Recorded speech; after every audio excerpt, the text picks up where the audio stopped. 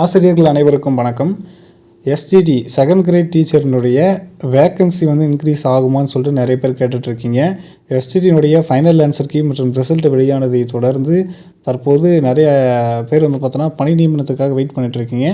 அதே மாதிரி உங்கள் மார்க்கை வச்சு நீங்கள் நிறைய பேர் அனலைஸ் பண்ணி பார்த்துட்டு கொஷின் நிறைய கேட்குறீங்க. 75 மார்க் மேலே எடுத்திருக்கேன், 85 மார்க் மேலே எடுத்திருக்கேன், 90 மார்க் மேலே எடுத்திருக்கேன், எனக்கு பணி வாய்ப்பு கிடைக்குமா அப்படின்னு சொல்லிட்டு எஸ்ஜிடி வேக்கன்சி பொறுத்த வரைக்கும் இன்க்ரீஸ் ஆகுமா அப்படிங்கிற ஒரு கொஷின் நீங்கள் எழுப்புனீங்க அப்படின்னா எஸ்ஜிடியுடைய வேக்கன்சி இன்க்ரீஸ் ஆகிறதுக்கு கண்டிப்பாக சான்சஸ் இருக்குது.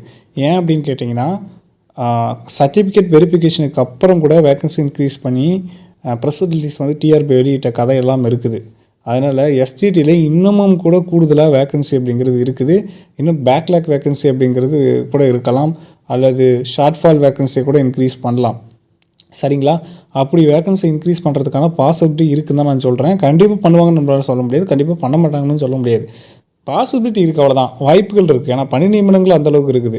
சரிங்களா? திடீர்னு எங்களுக்கு எக்ஸ்ட்ராவாக ஒரு 100 போஸ்ட் தேவைப்படுது, எக்ஸ்ட்ராவாக ஒரு 200 போஸ்ட்டு தேவைப்படுது, எக்ஸ்ட்ராவாக ஒரு 300 போஸ்ட்டு தேவைப்படுது. இப்படி இந்த மாதிரி திடீர்னு வேக்கன்சி இன்க்ரீஸ் பண்ண காலங்கள்லாம் இருக்குது சர்டிஃபிகேட் வெரிஃபிகேஷனுக்கு அப்புறம். ஸோ அப்படி வேக்கன்சி இன்க்ரீஸ் பண்ணுறதுக்கு பாசிபிலிட்டி இருக்குது.